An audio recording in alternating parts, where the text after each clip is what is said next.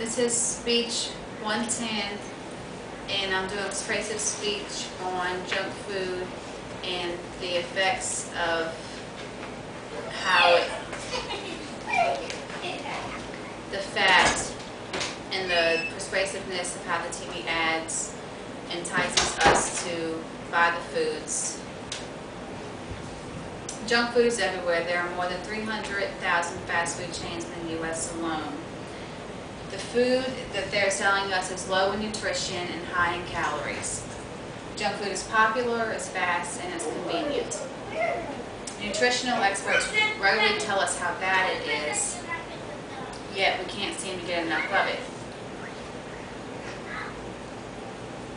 Junk food is called junk food because it's high in calories, it's high in sodium, high in fat, and it's high in cholesterol.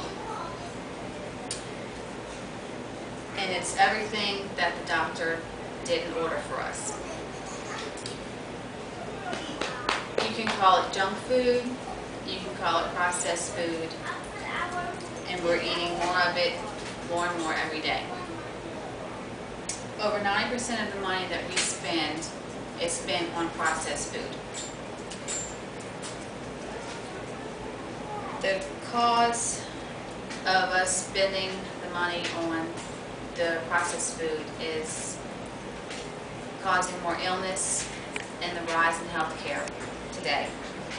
And the cost in the nation is becoming more obese people and more overweight people. And the combination with increasingly sedentary lifestyles, our diet of junk food is slowly killing us while we believe we are doing ourselves a kindness by buying this food. Junk foods are items such as fried chicken, hamburgers, pizzas, hot dogs. Also listed among junk foods are our favorite snacks that can include chocolate, French fries, most desserts, sweets, and even gum are high in sugar. And even a lot of people wash a lot of those foods down with soda. Junk food can also mean donuts, breakfast foods, any kind of taco style meals that we buy from the grocery stores to prepare a quick meal at home. It can be high in sodium. It is thought of that half of Americans have cholesterol levels that are increasingly high. Fast food restaurants are around every corner in America, are very conscious of every child in the U.S. And with that being said, they have very many TV ads that will try to target children to have promotional sales for any upcoming movies, to try to sell the toys for their Happy Meals, and that way would make it easier for parents to be persuaded to go through the drive-through line to buy the toys, because it's just very convenient for the parents to be persuaded for the kids. And it's one of every 10 food dollars is currently being spent in fast food establishments, adding up to a collective of more than $34 billion annually. And that is a quote from the Parents' Guide to Childhood Obesity, A Roadmap to Good Health. Obesity rates have soared in the last 20 years. Over 70 million Americans are being affected. Obesity is caused by two things. First is a lack of activity and exercise, and the second is consuming more calories than we need. The calories come from the food we eat, and the food is overwhelmingly junk food. Nutritional experts say that an average man needs 2,700 calories and an average woman needs 2,000 calories. And if you were to eat an average junk food meal with 1,000 calories would pretty much ruin the pretty much part of your day if you would eat that at the beginning of your day. An average burger or pizza meal will contain at least 30 grams of fat and perhaps maybe 50 grams of fat. Astoundingly, junk food kills as many Americans as tobacco. It's difficult to change these habits, yet we must if we are able to reverse this tide of sluggishness and obesity. Did you realize that junk food can even clog up your brain? Scientists are now making connections between the amount of fat in diets and slow brain activity. To get some of the idea that we struggle up against, consider the million or so dollars the government might spend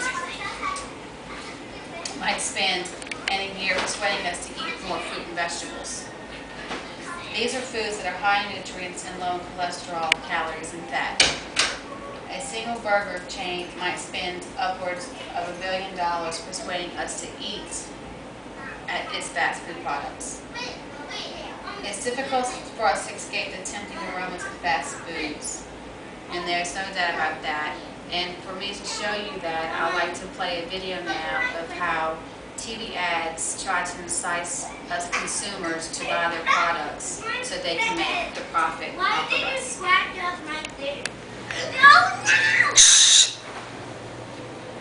Boil it and grab it fresh off the grill because you want it that way. We make it big because you want it that way.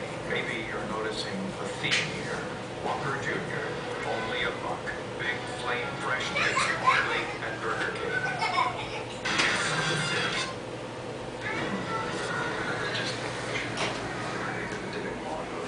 That was just one example of how TV ads try to entice us consumers to buy its products. Fast food outlets are literally everywhere, not just restricted or takeaway fast food chains, but even at gas stations. You can find 24-hour junk food dispensers. Children in particular are bombarded with images, free gifts and constant marketing of fast food giants. Schools and college campuses usually have fast food vending machines. Researchers show that we now eat far less fiber in our diets, and to a large extent this fiber has been replaced with unhealthy fats. Fiber is found in the complex carbohydrates such as fruit, vegetables, whole grain, and breads. Fast food is very definitely part of our busy lives, yet we must learn to regulate our diets. There's a choice that we can all make that will make a difference to our well-being and even our lives. The sugar boost that many snacks give us is temporary. Shortly after, we return to feeling sluggish and comatose. Why don't we snack on things that are not only good for us, but make us actually feel good? Why not pick up a piece of fruit for the ultimate pre-packed snack?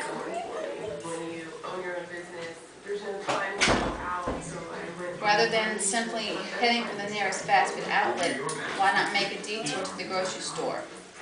There are pre-washed or even pre-prepared snacks and meals that are fresh. Apples, grapes, cherries, blueberries, pears. The list of naturally healthy snacks is endless. Here, I would like to show you the food pyramid. And here it lists, the bottom is the bread and cereal, rice and pasta group. We should contain 6 to 11 servings per day. Here we have the fruit group, which should contain 2 to 4 servings per day.